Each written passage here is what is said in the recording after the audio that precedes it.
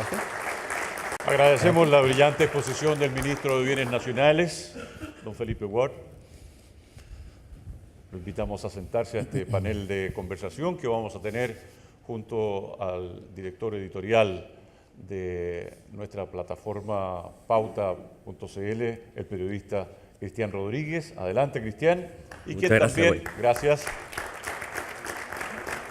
va a leer Cristian, ¿cómo estás? Bien, todo bien. las Qué bueno. inquietudes que ustedes nos están manifestando a través de ese WhatsApp, más 569-8563-6616. Cristian. Muchas gracias, Guayo. ¿Fue anoche, ministro, al concierto McCartney o no? ¿No lo invitaron o no tuvo? No fui, dejémoslo así. Está bien, está bien. ¿Estaba en el Congreso? No, estaba con otra actividad del ministerio, pero Está bien. además no soy tan fanático de Paul McCartney, aunque me reten. Por supuesto que es un concierto maravilloso, pero no fui. Yo le iba a preguntar si es que había ido, si le gustó más McCartney o la foto ayer en el diario, pero por el tamaño, pero La foto. pero eso. Oiga, a ver, para partir un poco tenemos algo de justo el tiempo. Yo le quería preguntar o partir la conversación y los invito a seguir mandando preguntas por WhatsApp. Han llegado decenas ya de esto, así que vamos a tratar de consolidarlas de la mejor manera posible. Respecto, obviamente, a la presentación de la segunda parte que usted plantea. Usted planteaba, digamos, que esto se supo recién a inicios de enero, pese a que partió a mediados del año pasado, y particularmente se refiere a los asentamientos ilegales en Barranquilla, Flamenco y Rodillo. Ahora, ¿qué señal se le está dando al país cuando se decide vender y regularizar a quienes han ocupado ilegalmente durante años? Y yo le cambio un poco el argumento suyo en el sentido de que es cierto que se para el flujo, pero es la gente que precisamente ha estado más años de manera ilegal a la que precisamente se está premiando, entre comillas. ¿Qué pasa con eso? Yo creo que la señal no es la mejor. Y lo voy a decir cada vez que me lo pregunten porque creo que ese es el fundamento del hecho de que la crítica sea justa. Pero estoy totalmente convencido, y los números así lo demuestran, uno puede tener su propia opinión, pero no sus propios números, los números así lo demuestran, que si no hacemos nada, es decir, si el Ministerio no enfrenta lo que está ocurriendo en Atacama y lo que está ocurriendo en parte también en Antofagasta, esto va a aumentar al doble en 4 años. Es impresionante la cantidad de personas que se han instalado y cómo han crecido los asentamientos. Conozco bien Atacama porque fui candidato y estuve instalado un par de años en Atacama. En el borde costero conozco a los vecinos por nombre y apellido, conozco a las presidentes de la Junta de Vecinos con nombre y apellido también. Y si bien, como decía también en la presentación, estamos hablando de un porcentaje importante en el que son segunda vivienda y no primera vivienda, y entendiendo que la señal desde el punto de vista de lo que está haciendo el gobierno no es la mejor, esto lo conversamos con el presidente de la República, lo conversamos con las autoridades regionales, por supuesto con los parlamentarios también, lo planteé en la comisión, en la Cámara de Diputados y en el Senado, porque yo les hago la pregunta. Uno puede planificar las ciudades a 50 años o a 100 años cuando no hay nada. Y recuerdo, algunos de ustedes quizás estuvieron presentes en una conversación que tuvimos en Casa Piedra el año pasado. La primera decisión que tuvimos que tomar como ministerio fue una concesión que nos estaba solicitando la compañía de bomberos de Valparaíso, la más antigua de Valparaíso y la más antigua de Chile, que nos estaba pidiendo un terreno muy grande en el sector plano, en el viejo Almendral en Valparaíso. Me pareció súper razonable. Bomberos, Valparaíso, incendios, le entregamos la concesión. Con el paso de los meses me formé la convicción de que no fue la mejor decisión, porque creo que hay que trabajar en un ordenamiento territorial, en un modelo de inteligencia territorial, pensar las ciudades a 50 y 100 años, y eso lo estamos haciendo. En Antofagasta, por ejemplo, estamos trabajando junto a muchas industrias para poder sacar las industrias de la ciudad en la medida de lo posible, llevarlas al barrio industrial, de forma que las ciudades estén ordenadas y podamos planificar de mejor manera las ciudades.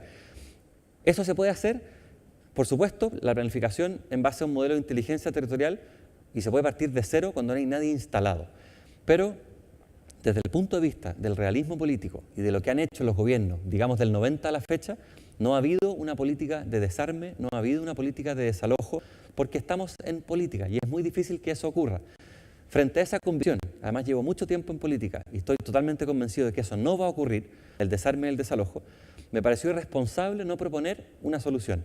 Y si bien la señal no es la mejor, creo que como política pública es razonable pensar en entregar una solución junto a las personas que se instalaron de forma ilegal y que están ahí hace muchas décadas, a las personas que también quieran instalarse y que no se hayan saltado la fila.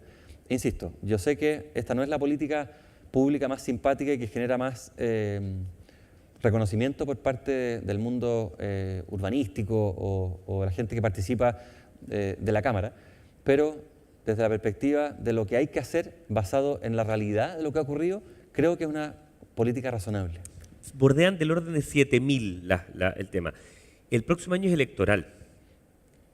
¿Hay más realismo político realmente? O sea, la posibilidad de desalojar el próximo año, ni siquiera este, lo hace político en una región particularmente compleja electoralmente para la coalición a la que pertenece. Yo no soy candidato a nada, a pesar de que produjo algún tipo de especulación lo que ocurrió ayer en el diario.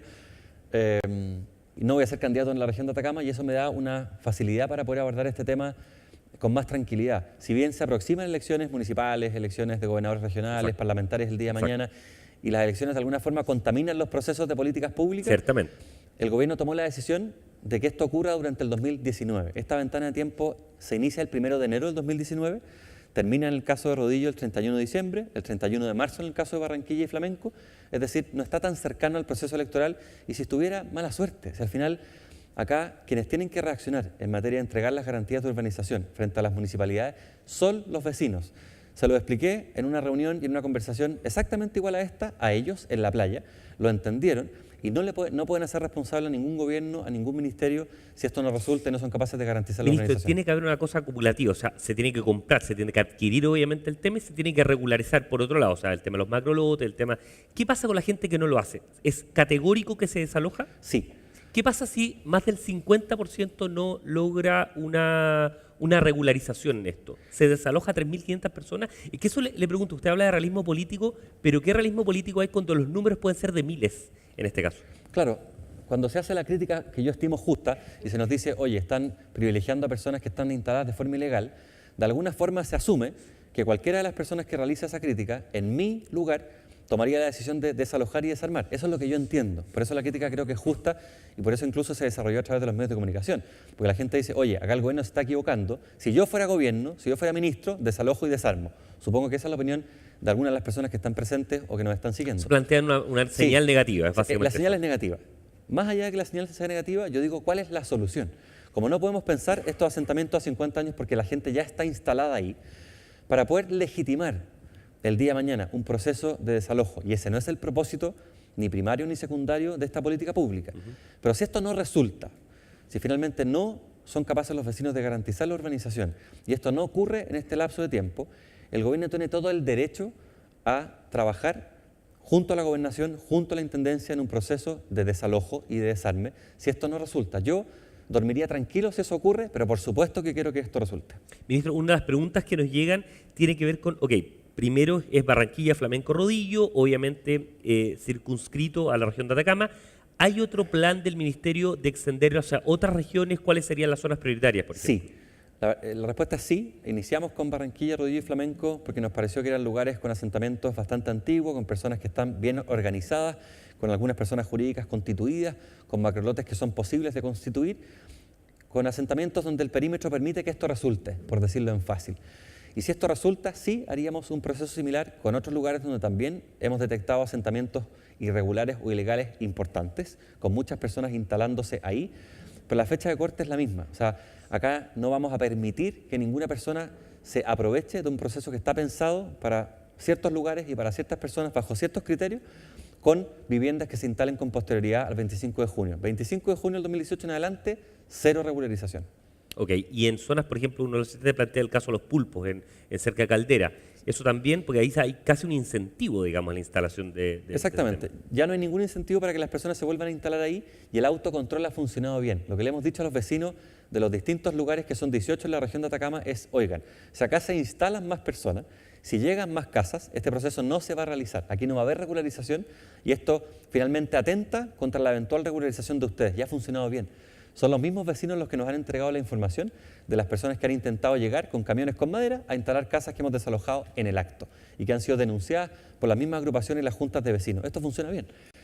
Y el día de mañana, si estamos disponibles, volviendo a contestar la pregunta, sí, siempre con estos criterios. Desalojo para las personas que formen parte de asentamientos nuevos, nunca en zonas de riesgo, nunca en zonas donde haya vías proyectadas y por supuesto con un proceso de licitaciones para evitar que esto ocurra en otros sectores donde hay dominio público y también abriendo la licitación a personas que sin saltarse la fila quieran instalarse con primera o segunda vivienda. Otra de las preguntas de los asistentes tiene que ver con una industria, por decirlo de una manera, un mercado distinto, que es lo que usted planteaba en la presentación respecto de las cesiones de derechos. O sea, que es un mercado incluso que puede llegar a ser más ABC1 en algunas playas más, obviamente, cercanas a Santiago. ¿Cómo se está viendo eso? Hay un mercado negro ahí bastante complicado donde incluso puede haber aspectos de ilegalidad o de fraude en eso. Es bien ¿Cómo lo está impresionante. controlando el ministerio? Básicamente en zonas rurales, lo que las personas intentan hacer cuando la superficie del terreno es inferior a 5.000 metros cuadrados, por lo general, es cesión de derechos porque no pueden vender. No se puede subdividir. No se puede subdividir, exactamente. En zonas donde ya no hay urbanización, alcantarillado, agua, luz, no hay acceso a caminos, muchas veces están en zonas de riesgo y las personas motivadas o incentivadas por un precio más barato compran, entre comillas. ¿Y por qué entre comillas? Porque no están comprando nada, están comprando un problema. Y como decía en la presentación, los municipios se enteran cuando las casas están construidas. Entonces, sí había un mercado profundo, importante, de loteadores irregulares que hay un tipo penal, además Ley General de Urbanismo y Construcción, que lo impide, que lo sanciona, pero que no tenían ninguna sanción, ninguna persecución por parte del Estado. Gracias a este convenio que firmamos con todos los municipios, 345 en todo Chile, tenemos información en línea que nos permite saber cuándo está ocurriendo esto, detectamos esa información, la recopilamos, se la entregué físicamente al fiscal nacional hace algunos meses y hemos seguido entregándole esa información y la señal ha sido correcta. Los loteadores han comprendido que el Estado se puso las pilas, que hay personas que pueden terminar en la cárcel, arriesgan penas de cárcel, y las personas han comprendido, gracias a la publicidad que se le ha hecho en algunos medios de comunicación y sobre todo en los portales de los municipios, que se exponen a perder todo. O sea, hay municipios que están desalojando, que están desarmando, porque el desorden en el crecimiento de las ciudades, ustedes lo saben mejor que yo, es terrible, es macabro, si uno permite que cada uno instale una casa donde quiera. Ministro, una de las preguntas de los asistentes tiene que ver con que un primer paso tiene que ver con la regularización, o sea, terminar con personas irregulares o ilegales. Pero en la medida que no haya establecimiento de planos reguladores formales, esto es un caos y va a seguir siendo un caos. ¿Cómo se encarga ustedes de eso? Obviamente que acá, claro, el proceso se lleva adelante buscando la urbanización como requisito antes de la entrega del título de dominio. En algunos casos estamos hablando de zonas que ya tienen plan regulador y zonas que son decretadas como urbanas, que están decretadas como urbanas, y eso obviamente que hace mucho más fácil el trabajo. Acá hay vías proyectadas también en algunos lugares. Nosotros no desarrollamos esa función sin el apoyo del Servio y sin trabajo coordinado de los municipios. Eso se está haciendo con ellos, si bien la cara de la política pública la estamos poniendo nosotros, aquí el trabajo conjunto desde la División de Bienes Nacionales del Ministerio se ha hecho de forma permanente con el MIMBU, con el Servio especialmente y con el municipio, de forma que esto sea un proceso coordinado con las autoridades que tienen que autorizar, que el proceso de urbanización se haga conforme a la ley y conforme a los parámetros que están establecidos. Usted planteaba que el año pasado se ofertaron 169 terrenos, inmuebles, propiedades. Algo adelantó un poco, pero a nivel de cifras, ¿es mayor el número de cifras, es mayor el número de hectáreas? ¿Dónde va a estar puesto el foco? ¿Hay alguna novedad particular que se pueda adelantar respecto de esto? ¿Y cuándo se va a hacer el anuncio un poco del plan estratégico de este año? Una de las críticas que recibimos en las primeras audiencias que tuvimos en marzo y en abril del año pasado, de personas que venían del mundo de la energía, del mundo de la agricultura, del mundo de la conservación, del mundo de la construcción, era que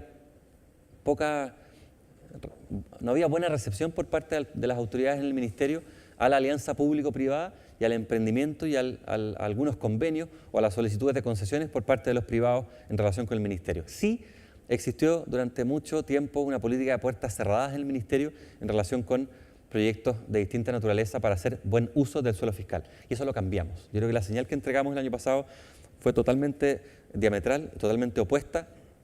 Y lo vuelvo a repetir, creo que el territorio está mejor administrado en manos de las personas y eso no significa únicamente que queremos entregar en propiedad el territorio, porque pienso que siempre tiene que haber un porcentaje del territorio que sea fiscal, siempre tiene que haber un porcentaje que se mantenga como fiscal. ¿Por qué? Porque el Estado tiene que desarrollar sus fines y porque desconocemos el potencial futuro que tiene el territorio. Hace 50 años, ¿quién habría imaginado que las energías renovables no convencionales iban a implicar una plusvalía impresionante en territorios del norte de Chile? ¿Pero le parece excesivo el 54%? O sea, una cifra que debería bajar del 50%, por ejemplo. Es un porcentaje excesivo si uno lo compara con lo que ocurre en países desarrollados.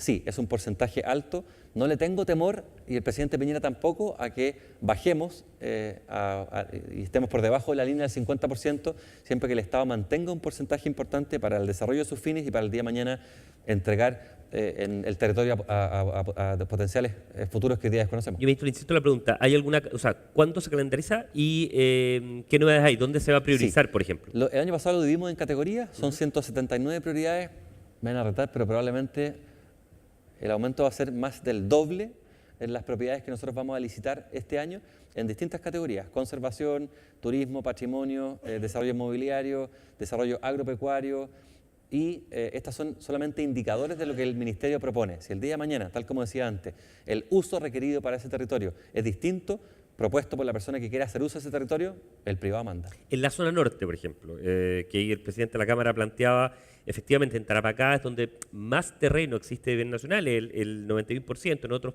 como Antofagasta o Tarapacá es Arica, perdón, y Parinacota es más del 70%, 72%. En esa zona, donde hay efectivamente una escasez de suelo muy importante, ¿van a haber novedades en este proceso de licitación? Sí, va a haber novedades en este proceso de licitación. Vamos a mostrar una cara distinta al Ministerio, un interés de relacionarnos con el mundo del emprendimiento absolutamente distinto. Yo creo que eso se va a notar en el proceso de licitaciones, pero no solamente en ese proceso, y hago hincapié en esto. El Ministerio todos los días recibe solicitudes de concesiones, arrendamiento o venta, y estamos totalmente disponibles a que eso crezca. Nos gustaría mucho que eso crezca. Estamos en Alameda 720, vayan a vernos cuando quieran, a las semillas también, cuando estimen pertinente, y en ese sentido sí va a haber novedades por parte del Ministerio, porque no lo tengo ningún susto, y el presidente tampoco, a que bajemos en un porcentaje importante la propiedad fiscal que hoy día está en manos del Estado. Iquique es uno de las preocupaciones más grandes a nivel empresarial. Dos datos, por ejemplo. En promedio se construyen 9 proyectos inmobiliarios al año y desde el año 96 prácticamente no existen proyectos de viviendas sociales. Todos han ido a alto hospicio o incluso más allá de alto hospicio, lo que genera un problema obviamente en términos de accesibilidad a servicios básicos. ¿Cómo viene la mano ahí? Lanzamos junto al MIMBU, junto a mi buen amigo Cristian Monker, ministro de Vivienda, un plan especialmente enfocado en la zona norte. Lo lanzamos el año pasado. Hay muchas hectáreas y muchos paños que están puestos a disposición del Servio para que pueda desarrollar el día de mañana proyectos justamente pensando en viviendas sociales. Y eso es algo, nosotros no construimos vivienda, ponemos simplemente territorio a disposición del Servio para que eso ocurra, y eso lo estamos haciendo. Tenemos un convenio firmado. Más allá del convenio firmado hay permanentes traspasos al Servio a través de distintos actos administrativos para que ellos desarrollen estos proyectos para solucionar el déficit habitacional que hemos detectado que existe en muchos lugares de Chile y donde hay urgencia. En el caso de Iquique coincidimos plenamente, las cifras así lo demuestran, pero la coordinación con el Servio es permanente para poder entregar suelo fiscal que esté absolutamente disponible para el desarrollo de esos proyectos por parte del Servio. Uno de los temas que usted planteaba, el tema de los áridos. Hay bastante cuestionamiento al rol de los municipios, que se entrega incluso con motivaciones más bien políticas, plantea uno de las personas que está acá, de los asistentes. ¿Hay alguna posibilidad de quitarle la autoridad a los municipios y tomarla por parte de otra entidad? Estamos coordinados con los municipios, pero somos autónomos como ministerio en la toma de decisiones cuando recuperamos un inmueble fiscal que está ocupado de forma ilegal. Lo digo en fácil, no tenemos que preguntarle a nadie para recuperar un inmueble que esté ocupado de forma ilegal, y específicamente en el que se esté desarrollando una actividad económica como la extracción de áridos, donde al final, en algunos casos, los áridos terminan incluso en reparticiones públicas, siendo vendidos. Entonces, para eso no tenemos que preguntarle a nadie, lo estamos haciendo. Hay personas formalizadas, personas que están privadas de libertad. En Antofagasta, por ejemplo, en lugares muy cercanos a la misma ciudad, hay un lugar que es conocido como Chuquicamata, donde hay una extracción de áridos verdaderamente impresionante, que además desvía el cauce de las aguas cuando se producen fenómenos naturales como el invierno boliviano. Claro, pero en la práctica los municipios son los que tienen la mano, el control, digamos, este tema, más allá de lo nominativo. Nosotros por ley tenemos la supervigilancia y el control superior de los bienes nacionales de uso público. Cuando hay extracción de áridos en bienes nacionales de uso público, como existe en estas 1000 hectáreas que hemos detectado, con apoyo de la gobernación y con apoyo de Carabineros podemos recuperar ese territorio, meter a las personas a la cárcel sin preguntarle a nadie. Uno de los asistentes plantea si es posible establecer una prohibición total de celebrar actos y contratos asociados a terrenos que tienen usurpados o que han sido usurpados al Estado, digamos. Sí, estamos pensando en así categórico, porque no, las críticas que hay respecto del tema son enormes. Me parece muy bien. Yo creo que sí se puede pensar en mecanismos de distinta índole, tributarios, penales, la ley penal o el tema penal tiene que ver con retribución y con una función docente también, pero sí se puede pensar en distintos mecanismos que nos permitan hacer buen uso y mejor uso de los inmuebles fiscales. El tema de las ocupaciones irregulares, a propósito de la operación rescate, es gravísimo. Aquí hay, recuerdo una entrega a través de concesión gratuita que le hicimos a propósito del día que estamos conmemorando hoy día a una fundación que atiende a niños con síndrome de Down. La hicimos el año pasado, una casa enorme que está en Santa Rosa, muy cercano a las dependencias del ministerio. Nos demoramos un par de semanas en entregar físicamente esa casa y antes de que la entregáramos a esta fundación ya estaba siendo ocupada, con K, de forma ilegal, por 21 personas. Es difícil sacarlo. Estamos modificando la ley, presentamos la semana que viene un proyecto de ley para que en un plazo máximo de 30 días esos inmuebles sean recuperables. Las personas que están instaladas de forma ilegal conocen sus derechos, saben que en menos de 6 meses no los vas a sacar. Pero si se aprueba este proyecto de ley, en 30 días los tenemos fuera. Ministro, ¿cómo se va a premiar a la gente que sí estuvo en la fila y no la que se le saltó? ¿El precio por metro cuadrado, que lo plantea uno de los asistentes también, va a ser, por ejemplo, menor en esto? ¿Hay un incentivo a eso o al revés, mayor para la persona que lo ocupó ilegalmente? Por ley no podemos desprendernos de inmuebles fiscales de manera inferior a su tasación comercial. Eso me lo impide la ley, está en el decreto ley 1939. Es un piso, pero el Eso es techo un piso. obviamente es el que usted quiera. Efectivamente. Esa tasación comercial la determina la Comisión Especial de Enajenación, que preside el intendente, que componen varios CEREMIS y 2 directores de servicio, y ese es mi piso, como usted lo dice.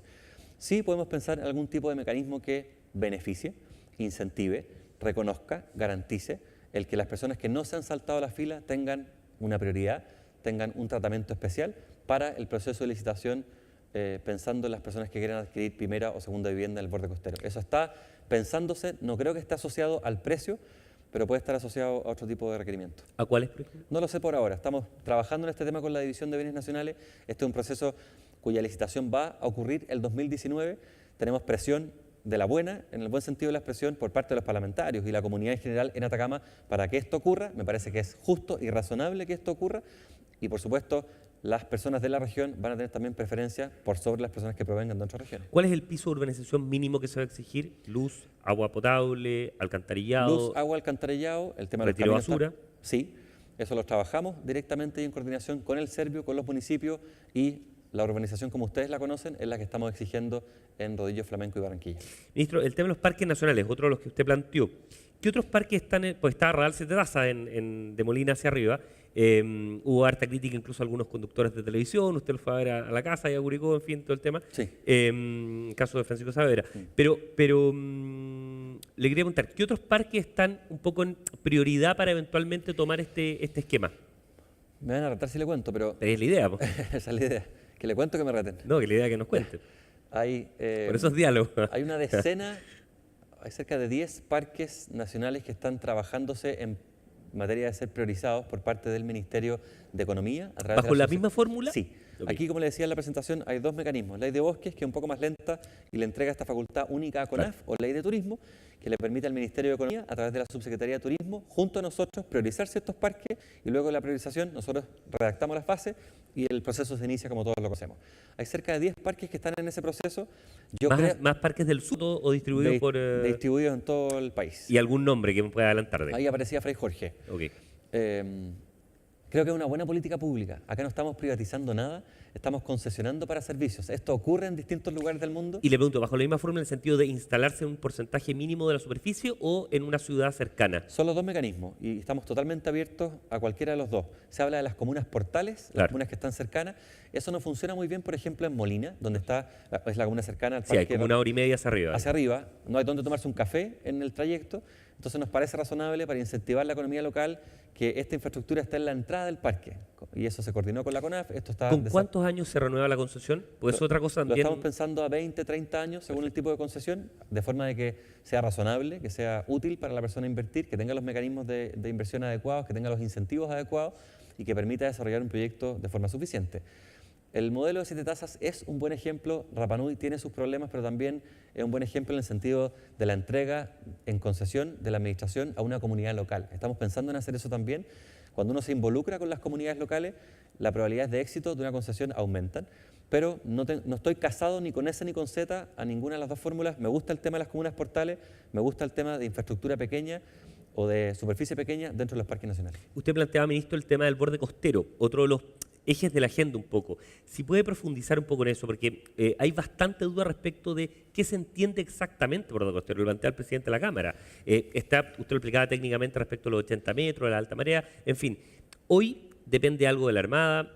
Usted quiere que depende mucho más de bienes nacionales. Si nos puede profundizar Sí. bien y explicar bien un poco el trámite legislativo de eso. Legal y técnicamente el borde costero es la superficie que está abarcada, contada de las más altas mareas, básicamente hacia el este.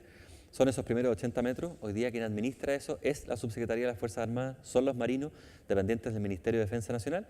Eso históricamente ha sido así, por razones de defensa, nació de esa manera. Nunca el Ministerio de Bienes Nacionales, Tierras y Colonización antiguamente, se había hecho cargo de esta franja de territorio. Pero dado que tenemos la capacidad, el personal, la vocación territorial, la información respecto del resto del territorio, nos parece razonable administrar esa franja de territorio también. Esto lleva muchos años conversándose con el Ministerio de Defensa Nacional, con el resto de los ministerios, en el Parlamento, y nos parece que solo trae beneficios que esto sea administrado por parte del Ministerio. Acelera el régimen de concesiones, transparenta el régimen de concesiones, le entrega más certeza a los concesionarios y nos parece que solo, reitero, trae buenas noticias si se realiza de esta manera. Este es un proyecto que está prontamente a tener urgencia, es decir, va a tener 30 días para ser tramitado en la Comisión de Medio Ambiente. Esa urgencia se puede renovar, pero nos interesa que salga ojalá en el primer semestre de este año, si no, durante el 2019. ¿Hay posibilidades que en más ciudades de Chile rija el plan regulador urbano sobre esto? En Valparaíso actualmente opera, pero algo más extendido a eso. Contestándolo de forma más general, recibimos la Política Nacional de Ordenamiento Territorial trabajada por el gobierno anterior. Hay planes nacionales de ordenamiento territorial de las regiones también. Eso por parte de nuestro gobierno fue retirado de Contraloría. Se creó una comisión que es la Comisivit de Vivienda y Territorio que preside el ministro de Vivienda, en la que participamos nosotros también. Estamos pensando por primera vez las ciudades y el territorio a 50 y 100 años. Se los comentaba también al principio. Si hay un territorio que tenga una vocación territorial, tenemos dos alternativas. O casamos con Z a ese territorio, a esa vocación territorial y decimos, por ejemplo, en Antofagasta, en el desierto, solo se va a concesionar por parte del Ministerio o vender para energía renovable no convencional. Yo creo que eso es un error. Pero si es un indicador de cuál es la vocación primaria, pero además estamos abiertos a otros destinos, creo que se puede ordenar el territorio en función de ciertas vocaciones, pero que no exista un determinismo territorial. Eso creo que es un error, porque además desconocemos cuál va a ser la vocación en 50 años más. El mejor ejemplo es el desierto en el norte. Pero sí, por primera vez, a través del trabajo de esta comisión, se está pensando en las ciudades y el territorio a 50 años. Ministro, respecto de eso mismo y vinculado con el ordenamiento territorial, unas preguntas de los asistentes. ¿Cómo se realiza ese análisis respecto de región, territorio en particular? ¿Cómo se determina el foco, por ejemplo? Usted lo plantea ahora, respecto de tal cosa, mineros, vocación minera, turismo. Sí, la rueda está descubierta. Acá le pedimos a los Ceremis que trabajaran justamente en la detección de esas ventajas comparativas, que simularan un proceso eventual de oferta por parte del Ministerio o demanda por parte de los ciudadanos y que en función de eso trabajáramos en este plan de licitación mucho más profundo el 2019. Y claro, uno puede saber que la región de Atacama, por ejemplo, tiene una vocación principalmente minera, pero no únicamente minera. La arista turística de la vocación de Atacama es inmensa, lo mismo en la región de Atacama, de Antofagasta, perdón. Entonces, eso debe ser reconocido en el plan de licitación que realiza el Ministerio, en el ordenamiento territorial que encabeza el Ministerio de Defensa y en cualquier política pública que desarrolla el gobierno, y esa es la idea. Ministro, para ir cerrando, hay una pregunta de uno de los asistentes que tiene que ver con los 80 metros opera para mareas de mar, digamos, y lagos también, ¿o no? ¿Y qué pasa con los ríos? ¿Cómo se define un poco mar, lago y río? En lo que tiene que ver con la playa de mar está definido en la ley. En el caso de las riberas o las playas de lago es básicamente la diferencia entre el límite de aguas mínimas y el límite de aguas máximas que se produce entre las distintas estaciones del año. Para el caso de los lagos que son navegables por buques de más de 100 toneladas, que son 79 en Chile, ahí está la supervigilancia del trabajo de la Marina, son administrados por la Marina, y nosotros supervigilamos la ribera. ¿Cómo determinamos la ribera? De dos maneras. Si hay registros históricos de 15 años, se revisan esos registros históricos, la diferencia entre las mareas o el límite en invierno y en verano, y se determina ese sector como sector de playa. No es necesario que haya arena, puede que haya pasto, puede que haya roca, pero si en invierno está con agua, para decirlo en fácil, eso es playa. Si no hay registro histórico, lo que se hace es analizar lo que ha ocurrido en el último año calendario, la diferencia entre aguas máximas, normalmente invierno, aguas mínimas, normalmente en verano, y eso es técnicamente lo que en Chile se conoce como playa. Eso es un bien nacional de uso público, es el jardín de todos los chilenos y no de algunos chilenos. Perfecto. Y en el caso de este 54% que está en manos actualmente del fisco, ¿hay alguna estimación de cuánto está concesionado a privados? Preguntan. Y lo otro, si hay alguna meta al respecto. Yo creo que el primer dato lo tiene nuestra jefa de edición de bienes nacionales, pero me dice que no. Aquí lo podemos entregar a la persona que nos está haciendo esa pregunta y nos encontramos con esa dificultad cuando llegamos en marzo del año pasado. Lo primero que me dijo el presidente de la República, yo venía saliendo del dentista, estaba con anestesia, me llamó por teléfono para ofrecerme este puesto. Me dijo, en primer lugar, catastro. En Chile no hay un catastro de lo que es propiedad fiscal y eso es impresionante. Si no tenemos un catastro y no teníamos determinado lo que es público, difícilmente podíamos administrarlo de buena manera. Eso se determinó, es actualmente el 54%, exactamente el 53,7%. Mañana va a cambiar, pasado mañana también, porque concesionamos, vendemos y nos llega propiedad por el tema de las herencias vacantes permanentemente, pero el catastro es básico para tomar buenas decisiones y ahí estamos obteniendo tecnología de punta para que eso sea actualizado de forma permanente y dinámica. Ministro, hay cuestionamientos a distintos actuares que ha hecho el Ministerio, distintos personajes en distintos puntos, de forma y fondo. En el caso de fondo, obviamente el tema de Atacama se le cuestiona de populismo incluso el tema de forma, en el caso del Lago Ranco, el verano con el empresario Pérez Cruz, y la cortada de cadenas de la subsecretaria cuando era ministra subrogante. Sí. ¿Siente o hace una autocrítica respecto de que a lo mejor en materia de forma se le ha pasado la mano un poco al Ministerio? La hago respecto del punto que hacía en esta presentación en relación con que creo que esta conversación se pudo haber tenido antes. No creo que hayamos pecado de populismo, pero sí faltó entregar información. Cuando hay información asimétrica, se produce un diálogo distinto. Cuando tenemos la oportunidad de tener este tipo de conversaciones, la gente puede formarse una opinión, puede seguir manteniendo la crítica justa, pero puede conocer los fundamentos de la política pública. Respecto del caso del Lago Ranco, estoy seguro, tengo el mandato por ley del control superior y la supervigilancia de los bienes nacionales de uso público. Recibimos el mandato del presidente de la República y también de la ciudadanía de actuar rápido. Nos dimos un plazo de 48 horas, determinamos técnicamente que eso era terreno de playa, lo informamos en una conferencia de prensa en Santiago, de forma sobria, en mi opinión, y creo que eso actuó como válvula de escape y creo que si no hubiéramos hecho eso rápidamente, habría ocurrido algo similar en distintos lagos de Chile. ¿Ha conversado posteriormente con este empresario? No he conversado con este empresario y las críticas que recibió el ministerio cuando había una ministra subrogante a propósito de la apertura de la playa Mónaco en la región de O'Higgins, en el fondo son injustas porque, como les explicaba antes, cuando un intendente ha fijado el acceso a una playa, eso debe respetarse. En Chile hay 36 accesos fijados por parte de intendentes y este acceso fue fijado en 1984. Se preguntaba por la forma, bañarse con ropa, bandera. Acceso público, camino público, donde habían árboles, donde había cerco. Entonces, es como que pongan un candado en Apoquindo o en la Alameda. Ese es un bien nacional de uso público. La forma es discutible. Última pregunta, ministro, respecto al MOAI, que probablemente interesa. Usted planteó que se puede evaluar un préstamo de largo plazo permanente, pero eso implica, primero, que pareciera ver que no hay antecedente, no hay precedente respecto a eso, y un préstamo incluso a corto plazo, lo que uno se ha documentado, tiene que ver con una entrega del derecho, o sea, una cesión de derecho de propiedad, que es lo que se quería el Museo Británico. Sí. Es una salida un poco entre la espada y la pared, porque o se cede la propiedad, obviamente, que se reclama por parte del culto de Rapa Nui, obviamente el préstamo es muy puntual y muy corto. Este es uno de los museos más importantes del mundo, recibe 7 millones de visitas al año. Desde el sentido común, uno puede pensar que el MOAI está mejor allá porque es un buen embajador para Chile y la cultura Rapa Nui.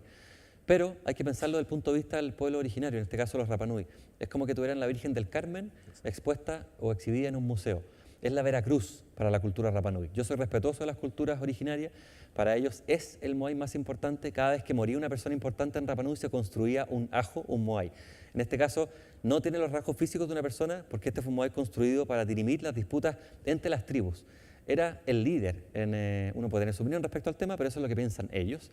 Y si este líder está en el Museo Británico y lo quieren de vuelta, yo los voy a apoyar. Fue impresionante el encuentro de la delegación Rapa Nui con el Joas Hakan Anaia en Londres hace algunos meses.